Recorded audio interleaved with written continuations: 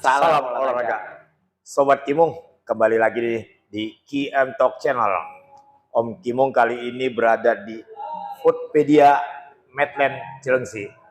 Sobat Kimung, besok, tepatnya di hari Minggu, tanggal 18, final Piala Dunia. Yang kebetulan, bukan betul sih, asal perjuangan mereka berdua ya, itu ada Argentina dan Prancis. Nah, ini ada di sebelah Om Kimung yang dari awal sudah membuat konten tentang Piala Dunia. Kali ini Om Kimung minta pendapatnya. Bagaimana prediksinya Bang Jali nih? Ya. Biasanya Bang Jali ya mendekati akurat lah. Mudah-mudahan ini juga bisa mendekati dan jadi referensi untuk orang-orang yang melihat pertandingan besok. Ya. Oke Bang Jali, kira-kira untuk pertandingan besok Bang Jali? Argentina Prancis ya? Iya, Prancis. Jadi Bang Jali mulai dari Argentina dulu nih Om Kimung. Jadi kita bahas satu persatu timnya. Ya. Jadi kalau kita lihat Argentina itu kan Om Kimung kalau ngikutin nggak? Ngikutin Argentina ya. Argentina ya. Prancis nggak? Ya, jadi Argentina kan di pertandingan pertama kalah lawan Arab 2-1, di mana ya dikiranya wah Argentina bla bla bla ya kan. Dan Arab penuh sanjungan tuh ya kan bla bla bla. Jadi kayak calon juara malah kalah sama Arab. Ya gitu. Tapi setelah kalah, sebenarnya kan menurut Bang Jali kalahnya sama Arab itu bukan kalah karena main jelek, apes aja, nggak ada yang gol kayak gitu. Dan itu sesuai dengan prediksi Bang Jali juga sih, maksudnya artiannya juara grupnya si Argentina tetap juara grup ya, meskipun kalah gitu. Terus di grup main sama Meksiko sama Polandia itu permainnya terus berkembang. Sebenarnya mainnya bukan berkembang, sama aja kayak lawan Arab, cuma memang karena peluangnya jadi gol, jadi hasilnya menang. Akhirnya Argentina tetap juara grup. Terus di 16 besar ketemu Australia lawan Asia lagi, menang 2-1. Nah, mulai ketemu berat nih di perempat final nih, ketemu Belanda. Nah, menang, ketemu Belanda, lolos ke semifinal karena adu penalti. Udah menang 2-0 dulu, terus di menit terakhir jadi imbang 2-2 jadi imbang 2-2. Tapi tetap menang adu penalti. Nah, setelah itu masuk semifinal ketemu Kroasia. Ya kalau ketemu Kroasia, cara mainnya tetap menyerang sama, cuma memang karena gol cepat, mulai serangan balik, akhirnya lolos lah Argentina ke final gitu. Cuman yang jadi perhatian Bang Jali adalah Argentina ini cara bermainnya belakangan ya, sejak perempat final dan semifinal itu bermainnya berbeda. Maksudnya? Jadi gini. Kalau Om Kimung nonton nih, dari penyisian grup selalu main dengan 4-3-3 dan menyerang. Jadi di depan itu selalu ada Messi, terus strikernya ada Martinez sama Di Maria, itu selalu bermain. Nah, pas masuk ke 16 besar, itu perubahan strategi tuh. Bukan 16 besar sih, lebih tepatnya ke perempat final, lawan Belanda. Itu perubahan strategi, pelatihnya namanya Scaloni, namanya pelatih muda. Lawan Belanda, dia bermain dengan formasi yang cenderung bertahan Om Kimung. Berubah formasi ya? Iya, kemarin kan Bang Jali bilang 4-3-3, lebih nyerang. Kali ini bermain dengan 5-3-2. Lebih banyak bertahan ya? Jadi backnya 5. Gelandang 3, depan 2. Nah, depannya itu Messi sama Julian Alvarez. Jadi kemarin cetak gol ya? Betul, yang kemarin cetak gol. Gitu. Jadi, kenapa berubah formasi? Karena untuk menghadapi Belanda. Belanda kan strateginya, misalnya Belanda itu 3-5-2. Jadi pelatih Argentina ini merubah nih untuk menghadapi Belanda, berubah gitu. Jadi dengan cara yang berbeda lah gitu. Dan itu terbukti efektif, menang meskipun lewat adu penalti. Meskipun ada adu penalti gitu. Masuk ke semifinal lawan Kroasia. Kroasia itu kuatnya di tengah, di gelandangnya ada Luka Modric, ada Kovac, ada Brozovic. Jadi kuat lah di tengahnya gitu. Nah, dia tahu nih pelatih Argentina tengahnya kuat. Berubah lagi formasinya, jadi 4-4-2. Jadi 4 belakang, 4 gelandang sejajar ya, 4 gelandang sejajar, 2 di depan. Di depannya masih Messi sama Alvarez. Gitu. Nah, jadi kehebatannya plusnya Argentina adalah pelatihnya ini bisa merubah strategi, melihat situasi dan strategi apa yang cocok buat lawannya. Itu kekuatan Argentina. Ini kekuatannya dulu ya. Sekarang kita bahas minusnya. Minusnya adalah Argentina ini digotong lah, maksudnya digendong sama Messi lah. Jadi pemainnya itu lebih banyak Messi yang dominan. Ya maksudnya Messi pencetak gol terbanyak 5 gol, assist 3. Selainnya pemainnya nggak ada yang membantu dia, bahkan ya cuman Alvarez yang bantu. Sedangkan yang lainnya kayak Di Maria, kayak Martinez itu nggak bantu dia, nggak support. Nah di backnya bertahannya aja itu sebenarnya juga bukan kualitas yang bagus. Kalau bagus harusnya begitu udah unggul 2-0, Iya dijemput dong. sama Belanda nggak ada masalah. Nggak masalah. Ini malah kebobolan 2 gol Iya, seperti itu. Nah itu jadi minusnya Argentina adalah terlalu bergantung sama Messi. Oke. Kayak gitu sih. Ah. Sekarang kita masuk ke Prancis. Prancis. Oke. Prancis dari awal turnamen, dari penyisian grup itu udah kencang mainnya, maksudnya udah bagus lah. Oke. Mbappe tahu kan Iya, Mbappe. Yang prediksinya Bang Jali jadi top skor. Oke. Mbappe, ada Giroud. Jadi sekuat 2018 waktu mereka juara dunia, sebagian besar masih ada nih di sekarang nih 2022. Main lolos grup, tapi meskipun kalah, tapi kan kalahnya karena pakai pemain kedua. Karena mereka udah lolos. Iya. Jadi begitu lolos ya udah istirahat pemain. Oke. Nah gitu. Nah, di 16 besar ketemu Polandia, tetap mainnya kencang, main ofensif gitu. Di perempat final ketemu Inggris, itu seru tuh, Prancis Inggris seru. Menang 2-1. Di semifinal ketemu tim kejutan Maroko. 2-0 gitu. Iya. Nah, kalau dilihat dari secara permainan, Prancis ya mainnya gitu aja. Maksudnya Prancis kan skuadnya bintang semua. Jadi skill individu tiap-tiap pemainnya ini udah gila semua, udah kelas dunia semua lah. Peran pelatih? Nah, ini makanya mau Bang Jali kupas. Oke. Jadi Prancis ini selalu bermain dengan strategi itu aja, 4-2-3-1. Oke. Jadi ngandelin sayapnya. Mbappe di kiri dan di kanan ada namanya Dembele, pemain Barcelona. Jadi mereka bermain di situ aja. Strikernya nggak ada? Giroud. Malah nggak ini ya? Boleh nompat. Oh iya sama. Oke. Cuman dia lebih nunggu. Ya oke. Nah, gitu. Jadi terus di depannya ini ada Giroud, Mbappe, Dembele sama Griezmann. Ya mereka semua yang bermain aja. Iya.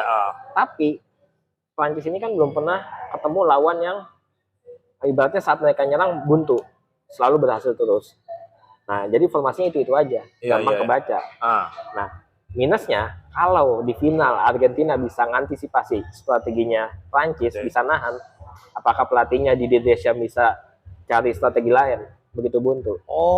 Masalahnya Deschamps ini waktu di Piala Eropa ya tahun lalu itu kalah sama Swiss karena begitu buntu dia udah nggak bisa formasi apa-apa lagi. Jadi nggak seperti pelatih Argentina ya. Iya, kalau Argentina udah buntu dia punya kombinasi lain. Kalau yang Prancis ini nggak bisa. Kalau pelatih Prancis yang Bang Jali lihat sejauh ini itu begitu buntu udah. Kayak gitu. Cuman dia ketolong sama pemain bintang. Pemain bintang. Nah kalau di Inggris, kalau di Argentina pemainnya lebih dominan di Messi, tidak pelatihnya yang lebih bagus. Iya, jadi pelatihnya lebih tahu lah. Dia tahu lah gitu. Mungkin Om Kimung jadi pelatih Prancis bisa kali juara Piala Dunia. Jadi kayak gitu. Terus gitu. Jadi ya kalau dari sisi plus minusnya seperti itu dari kedua tim. Itu sih Om Kimung. Jadi kalau Prancis nih, kalau gambaran yang Om Kimung tangkap ya dari Bang Jali sambil minum ya. Ya, kalau Prancis dia menit-menit awal menyerang bertubi-tubi, betul. Dia tidak kecolong, tidak mencetak gol lebih awal, berarti permainannya monoton. Ya, kurang enak ditonton gitu ya. Bisa kurang enak, bisa enggak. Cuman yang pasti ini bisa bikin frustasi pemain Prancis. Oh ya pada saat kebetulan. Tapi kalau misalnya dia berandai-andai di menit awal gol, itu permainan lebih terbuka. Mau nggak mau Argentina keluar dong. Gitu. Nah resikonya gimana? Jadi gini, ada kita bisa tahu ada dua kemungkinan, bukan dua kemungkinan, ada kemungkinan ya. Kalau seandainya Prancis nyetak gol di awal, awal-awal, mau nggak mau Argentina keluar kan, kebuka kan. Nah, tapi prediksi Bang Jali, kemungkinan Argentina ini bakal bermain lebih nunggu, lebih sabar di belakang. Ngandelin serangan balik kayak lawan Kroasia. Kan gol-golnya Kroasia serangan balik semua. Sama satu golnya Messi itu yang dari dribble dari kanan. Om Kimung ngeliat kemarin Messi lebih hidup loh. Iya. Narik dari ini hebat loh. Itu gimana menurut Bang Jali itu? Itu kalau Om Kimung gitu tuh Messi dulu kayak gitu dari muda ya. Waktu di Barcelona ya kayak gitu. Itu udah lama nggak kelihatan. Itu baru kelihatan lagi. Messi kan tipikalnya dribbling gitu.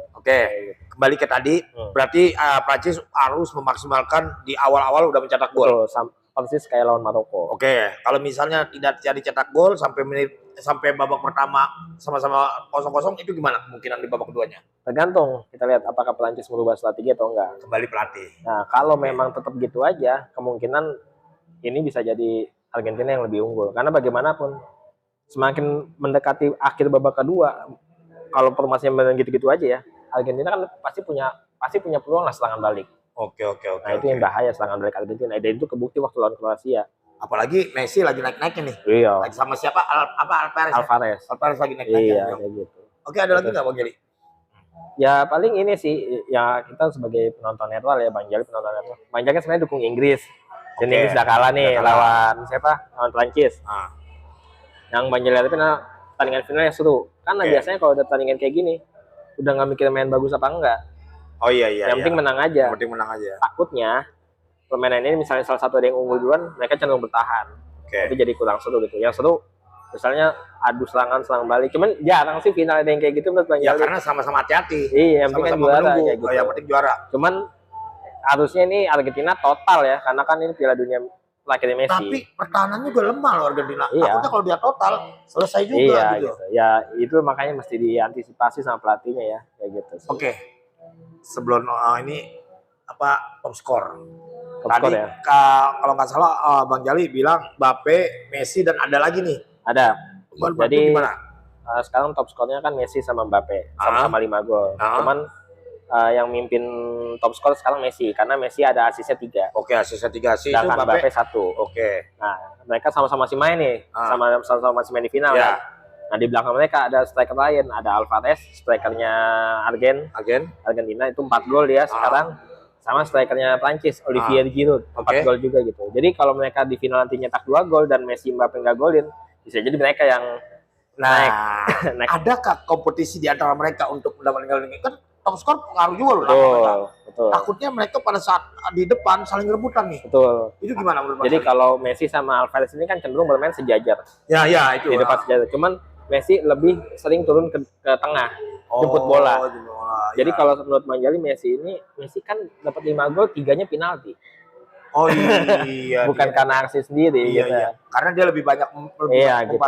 Tapi kalau seandainya nanti Argentina banyak peluang, tentu yang paling berpotensi menurut Bang Jali Alvarez.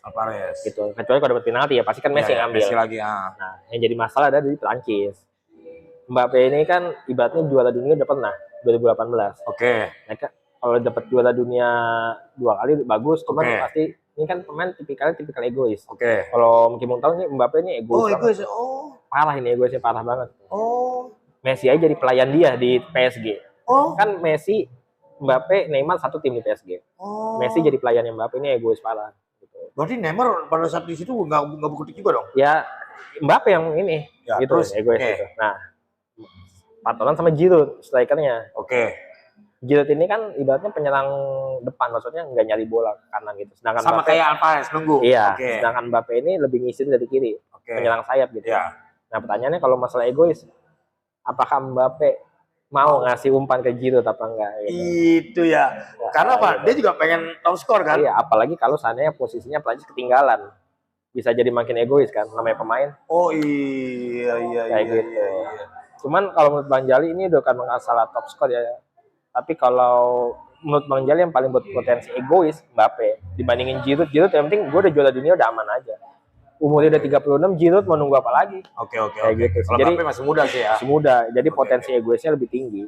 Kayak gitu sih. Untuk top skor ya. Top skor. Untuk pemain terbaik. Pemain terbaik ya. Jadi semua negara ya. Iya dong. Nah pemain kan dari awal pemain terbaik. Kalau Bang Jali lihat yang Bang Jali tonton itu yang Bang Jali suka, bukan suka ya, maksudnya emang mainnya bagus. Itu kipernya Maroko. Yasin Bono namanya, Bono. Oh iya, dia nggak kegulan udah sampai yang terakhir sampai round terakhir itu. Jadi dia dari penyisian grup sampai perempat final itu kebobolan sekali, tapi itu gol bunuh diri. Bukan gol yang ditendang sama musuhnya. Nah, baru kebobolan pas lawan Prancis kan, kebobolan itu 2-0 itu. Jadi selain nggak kebobolan, banyak save, artinya banyak nyelamatin, banyak nepis, kemarin banyak penalti kemarin juga lawan Spanyol juga gitu. Nah, itu jadi jadi penyelamat lah buat Maroko lolos pertama kali wakil Afrika yang masuk semifinal Maroko kayak gitu. Yang kedua yang Bang Jali bilang bagus mungkin Modric ya, gelandangnya Kroasia. Oh yang udah tua tuh ya? Iya, dia udah 37 tahun, cuman fisiknya gila sih, lari ke depan, ke belakang, mondar-mandir, ngasih passing. Itu masih bagus ya, pemain Real Madrid ini masih bagus sih. Terus yang ketiga paling Messi sih. Messi, kita tahu Messi kualitasnya nggak ada yang raguin lah. Cuman memang di Piala Dunia kali ini benar-benar ngebuktiin bahwa memang dia layak pemain terbaik. Dibandingin Ronaldo jadi cadangan terus. Iya. Dan apalagi Messi ini sekarang yang Bang Jali bilang ngebopong pemain yang lain Iya, gitu. Jadi ngegendong. memang dia Iya, ini. dia sendirian. kayak Bang gitu. Jali kan ini jagoin Prancis nih tadi analisa Iya. Bang Jali. Ah, Kira-kira top skor berapa Bang Jali? skor kali bukan top skor. Skor top skor. Skor. Skor ya. Kalau skor mungkin agak susah prediksi. Cuman kalau ada gol di babak pertama, ada gol ya, siapapun yang golin, itu Bang Jali prediksi 2-1 buat Prancis.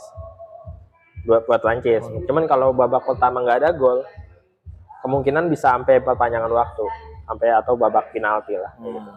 Jadi ya itu sih. Jadi kita lihat dulu nih sampai mana. Jadi ada dua kemungkinan. Kalau nggak ada gol, kalau nggak ada gol di babak pertama itu bisa sampai adu penalti. Tapi kalau ada gol, Bang Jali unggulin Prancis 2-1.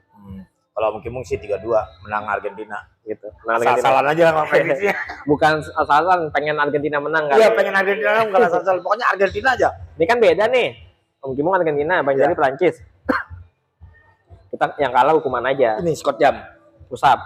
Enggak, pusat nggak kuat Scott Jam. Ya udah 10 10 kali kali ya. Jadi ntar Squad Jam Ya. yang kalah timnya tayangin di YouTube. Oke. Deal dulu ya. Deal ya. Nah, Oke. dah tutup Bang Jali, dah. belum. Belum. Untuk yang ini nih, kuis gimana Oh, kuis? kuis. Ini terakhir nih ya, kuis ya. Jadi kuis terakhir. Bang Jali nanti Bang Jali tampilin ini ada 2 orang yang jawab tebakannya timnya bener ya, untuk Ya. timnya dulu ya. Dia nebak Argentina dan Prancis masuk final, cuman skornya ada nih di tayangan.